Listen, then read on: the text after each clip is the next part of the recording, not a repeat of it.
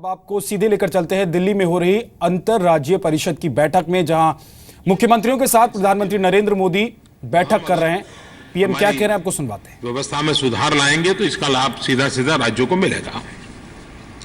Inter state council centre state relation के साथ ही उन विषयों पर भी चर्चा का मंच है जो देश की बड़ी आबादी से जुड़े हुए हैं।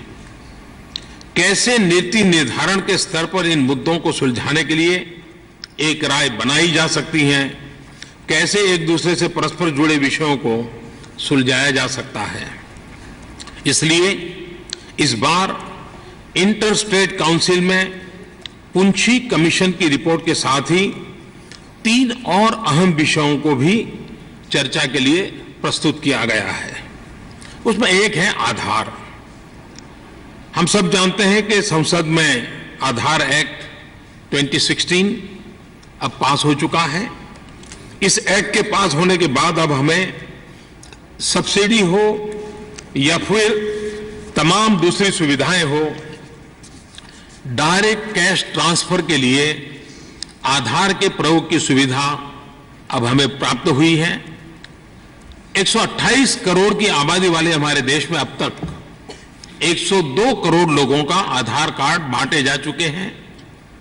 यानी अब देश की 79% जनसंख्या के पास आधार कार्ड है।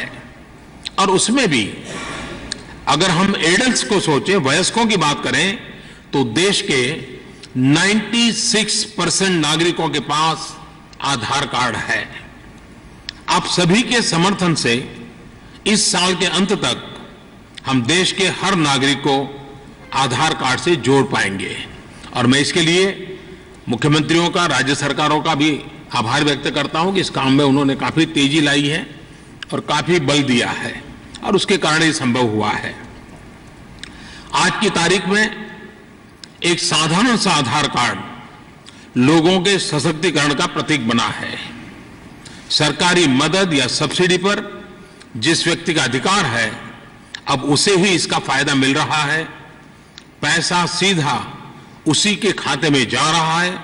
इससे पारदर्शिता तो आई ही है, हजारों करोड़ रुपयों की बचत भी हो रही है, जो रुपये विकास के काम में खर्च हो पा रहे हैं।